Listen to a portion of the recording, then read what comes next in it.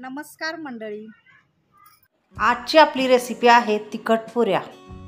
या पुऱ्या आपण प्रवासासाठी सुद्धा नेऊ शकतो किंवा आपली मुलं जर हॉस्टेलवर राहत असतील तर त्यांनाही आपण या पुऱ्या बनवून देऊ शकतो. या पुऱ्या 7 ते 8 दिवस आरामात टिकतात. चवीला सुद्धा खमंग अशा छान लागतात. त्यासाठी हा व्हिडिओ शेवटपर्यंत नक्की बघा. पुऱ्या बनवण्यासाठी इथे मी 2 वाटी गव्हाचं पीठ घेतलेलं आहे. त्यामध्ये 2 चमचे बेसन टाकलेलं आहे. 1 चमचाभर तीळ टाकून घ्यायचे आहेत. 1 चमचा ओवा हातावर क्रश करून टाकलेला आहे. 1.5 चमचा काश्मीरी लाल तिखट टाकलेला आहे. 1 चमचाभर जिरे पावडर टाकलेले आहे आणि 1 चमचा धने पावडर टाकलेली आहे.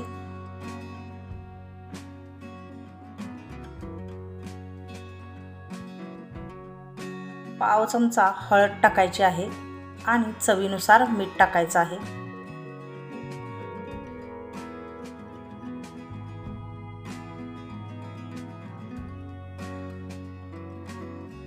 हे सर्व जिन्नस हाताने छान मिक्स करून घ्यायचं आहे आणि थोडं पाणी टाकून घट्ट गोळा बनवून घ्यायचा आहे.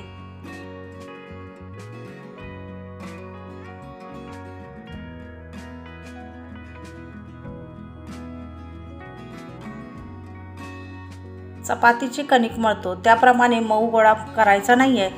आपण इथे घट्ट गोळा मळून घ्यायचा आहे. कुठल्याही प्रकारच्या पुऱ्या असतील तर कणिक मळताना नेहमी घट्टच मळून घ्यायची. त्यामुळे आपल्याला पुऱ्या लाटताना तेल किंवा पिठाचा वापर जास्त प्रमाणात करावा लागत नाही. पुऱ्यासुद्धा छान होतात.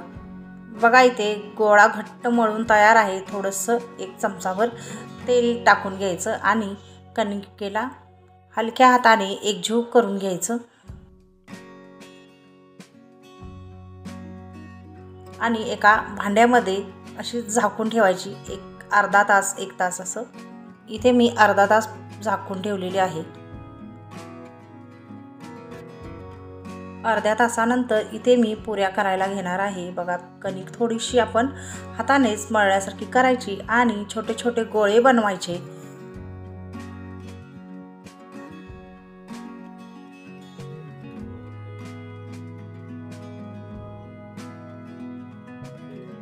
पुरी लाटून घ्यायची. पुरी लाटताना इथे मी पीठ किंवा तेल काहीही लावलेलं नाही, कारण माझी कणिक एकदम घट्ट झालेली आहे, छान झालेली आहे. त्यामुळे इथे मला काही गरज लागली नाही आहे तेल किंवा पिठाची.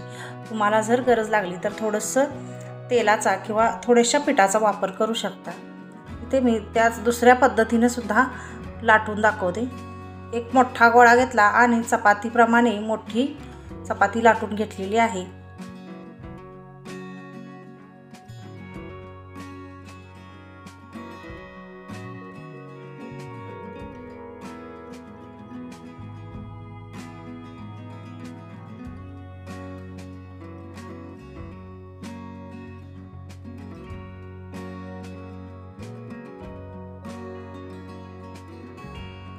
एका डब्याच्या सहाय्याने इथे मी पुऱ्या भरून घ्यायला लागलेली आहे. बघा वाटीच्या किंवा डब्याचं झाकण जरी असेल तरी त्याच्या सहाय्याने सुद्धा आपण अशा पुऱ्या बनवू शकतो. या पद्धतीने जर पुऱ्या बनवल्या तर त्या एकसारख्या आकारात बनल्या जातात. अशा पद्धतीने सुद्धा आपण बनवू शकतो.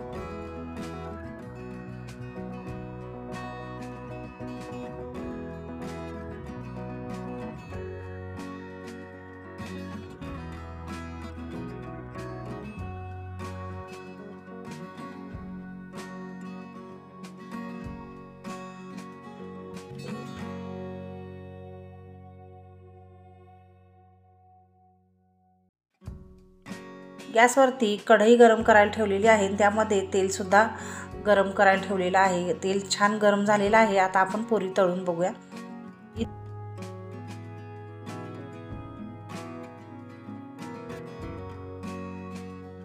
ते बघू शकता पुरी किती छान झालेली आहे आणि अगदी टम्म अशी फुगलेली आहे.